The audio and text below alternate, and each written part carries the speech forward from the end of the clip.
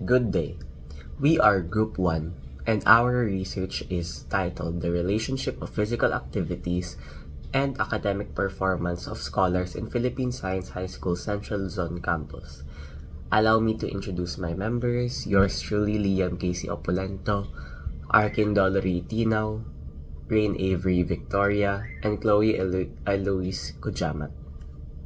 Our study focuses on finding out if physical activity is related to two main academic indicators. First, students' quarterly general weighted average or GWA. Second, their recitation and class participation performance. We are also testing for two main hypotheses using a 0.05 level of significance. First, if physical activity is significantly related to GWA. Second, if physical activity is related to better recitation performance. In simpler terms, we want to answer this question. Does being physically active actually help students perform better in school? Moving on to our accomplishments, which will be discussed by Arkyn. Over the past couple of months, our group mainly focused more on the preparation phase of our research. So here, as you can see in the slides, we have our accomplishment checklist, sampling procedure, pilot testing, and consent forms. Let's head on first to the sampling procedures or sampling and randomization.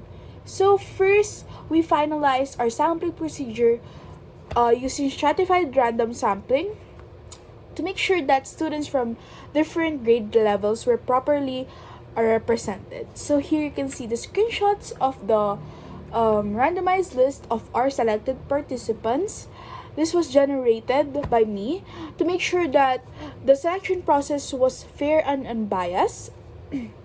Next, we conducted a pilot testing consisting with 10 students from our batch that will not take a part from our final testing. These are the screenshots, and you can see the results of our pilot testing. The pilot testing helped us check if the questions were clear, if the overall structure was understandable, and based on their feedback, we revised some parts of the questionnaire, especially minor wording issues, to improve clarity.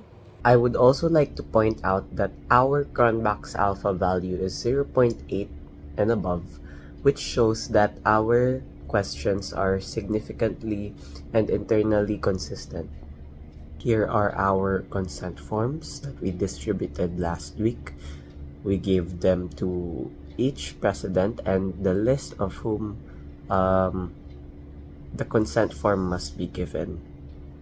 We expect that the consent forms are signed by today, Monday, and we hope that by next week or after February, around March, we can now distribute our Google form. Let's move on to the methodology check, and as you can see, we are still doing the same proposal and we are done with the first half, the preparation part.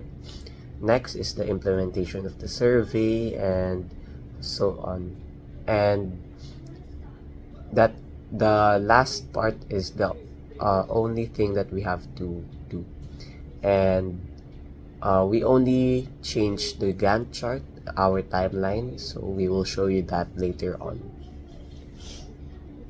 Let's move on to the Google form, which will be shown by Chloe. We also finalized our main survey instrument using Google Forms. This is what our Google form looks like. This will be our final Google form that we will send out to the selected class numbers in each batch. It includes sections on their daily physical activity, their general weighted average, and of course their recitation performance during classes. We have also prepared our official parent consent forms. At first, we thought that we could be able to send out digital parent consent forms. But however, we were later informed that we would need physical parent consent forms for, of course, their wet signature. One unexpected challenge we faced was the requirement for printed consent forms. We'd initially planned for full digital distribution, but we were informed that physical signatures were necessary.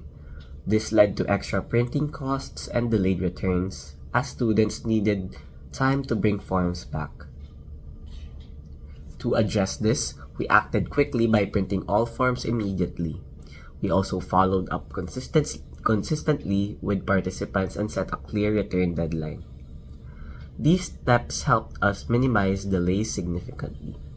However, we needed to adjust our timeline, and we will show this later on. Thanks, Liam. So another key challenge was scheduling our conflicts in February. With batch activities like prom preparation and academic events happening, we recognized that launching our survey during peak weeks would lessen or lower our response rates. So to ensure better participations, we made a slight adjustment to our implementation schedule, shifting it to avoid major batch-wide events. Moving on to the research timeline that will be discussed by Averie Victoria.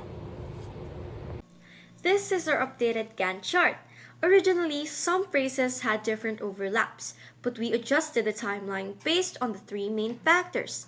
This includes the consent form printing requirement Liam mentioned, the February batch activities we just discussed, and the need to manage response collection pacing.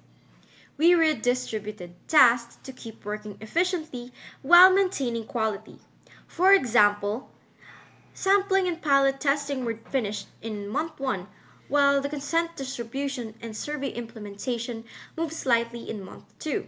While in month 3, data cleaning and preliminary analysis are set early. Next, for the final phase, let's have Chloe.